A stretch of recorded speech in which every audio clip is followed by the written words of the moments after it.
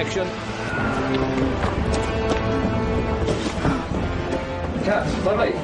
Hi, welcome to our new blog.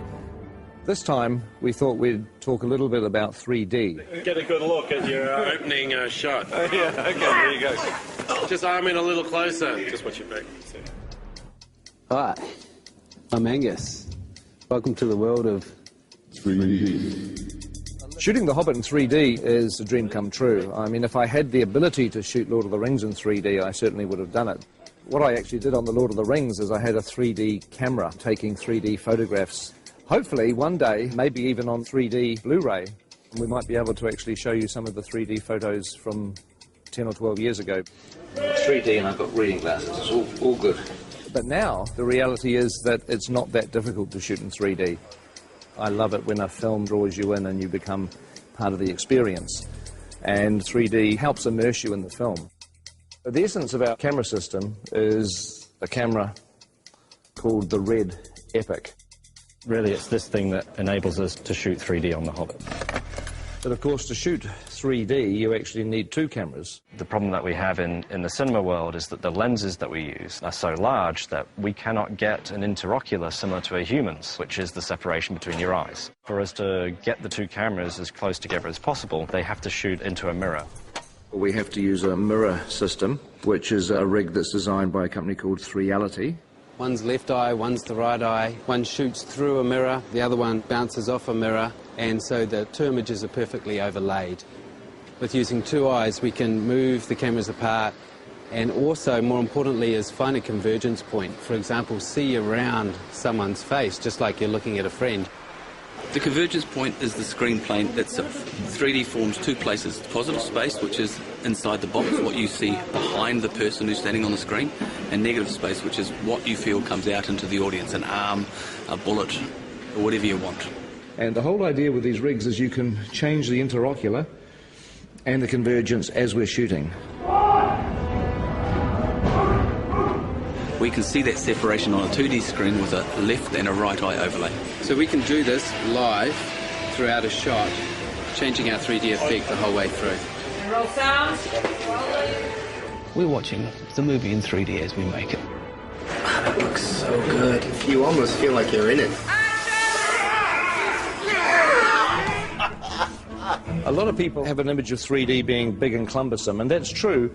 But we've got a lot of different rigs that we've built for different purposes. It's actually easier in this weird 3D world to have different camera systems for different uses.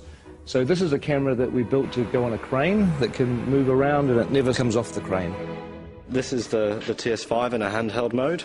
It's our main workhorse camera. It's light, it's small, so it allows Peter to get into very tight, narrow corridors and caves as if he would with a 2D camera. Oh, yes, yes, yes. You know, mobile camera work has always been very important for the films that I've made, and the last thing I wanted to do when we went to 3D was to restrict or change the shooting style. So with the camera doing the help as well, you don't need me to do much.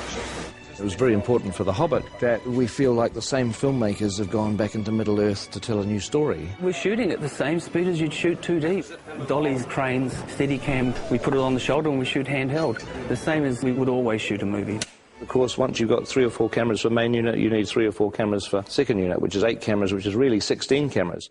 This is the world of the Hobbit camera department. We have 48 Red Epic cameras, and they're on 17 3D rigs. This one's called Walter, which was my grandfather. This one's Ronald, my uncle.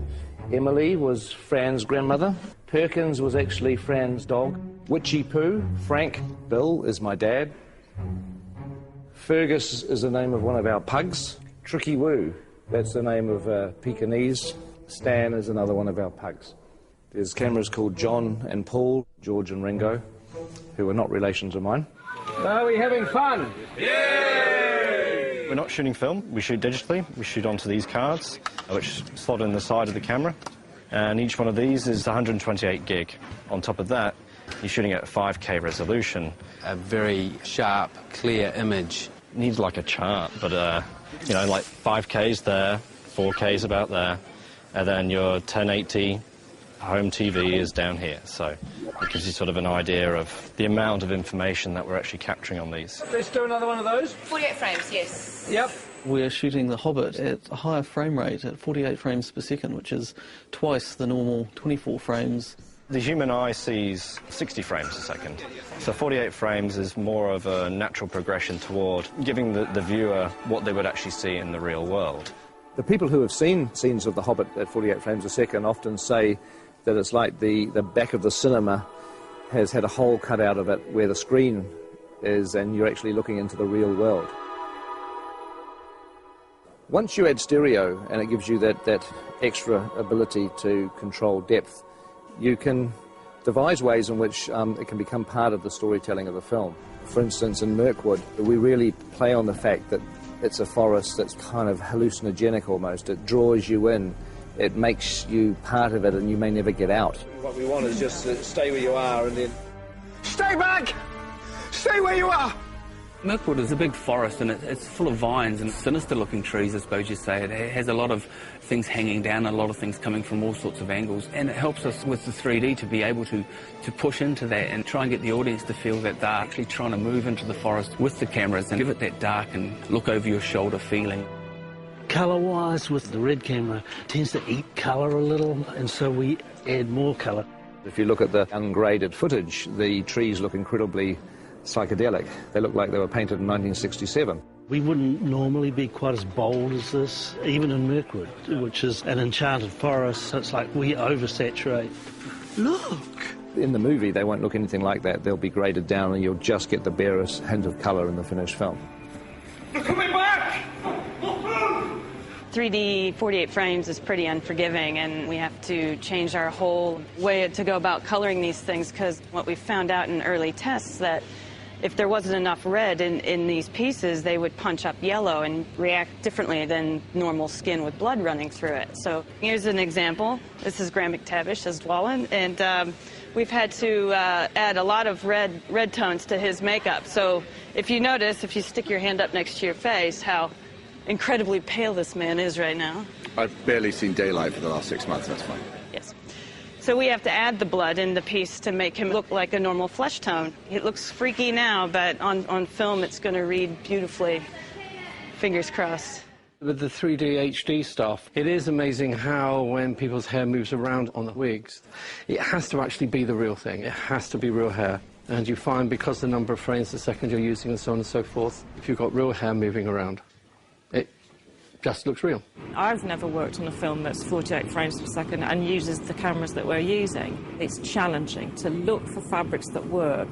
I know full well that a fabric that we bought ages ago for a dressing gown for Bilbo would probably make people feel sick if they saw it on camera. It's got spots on it with a little spot inside it, and it would just be like someone throwing stones at your face, I think. So I've avoided that fabric like the plague. It's in very poor taste! Others are just a joy to behold, and the camera picks it up and the audience could see every last detail. So in that sense, it's really exciting. This film is really breaking new grounds in many ways as far as the technology of the filming goes. But John and I are still working in our time-honoured methods of pencil and charcoal, composing pictures in 2D. And we thought we'd try and come up with some way of actually incorporating a 3D aspect into the way that we were producing the concept art. That might communicate more clearly to Peter and to the other technicians. So what we're doing is 2 drawings. One is in red, one is in blue, and the 3D glasses have a red lens and a blue lens, one for each eye. Don't go too heavy. This is probably the first serious cinema production where the actual concept art has been done in 3D. Rather than sharing just the same office, we're actually sharing basically the same vision. Vision, yes. There's been a bit of a tendency for me to take on the blue, and obviously, you know, sitting on the right-hand side of the picture, it's easier to actually get your head around the left side. It doesn't make sense when you try and explain it like that. It's a huge help for Peter because we're actually proposing the full depths. I mean, it means Peter has to wear glasses when he looks at our art, but... Yeah. My God, coming at you, look at that. Woohoo! If you happen to have a pair of glasses like these at home, you should be able to see the artwork in 3D. You look great. Very three-dimensional. You've definitely improved. I know. So I hope you found this blog interesting. I know it's a little frustrating because just about everything we've been talking about you can't actually see at the moment. You can't see the 3D, you can't see the 48 frames, you can't see the 5K, but you will. December 2012, you'll finally get a chance to see what we've been talking about. Anyway, I've got to get back to set. It looks like they're almost ready for me down there. We're actually shooting today, as you can see, in a pine forest, but it's not really a pine forest. It's a polystyrene and plaster pine forest. But very shortly, we're going to be leaving the studio and moving on to locations for a few months. So the next time we see you will be from a location somewhere in New Zealand. Catch up with you soon.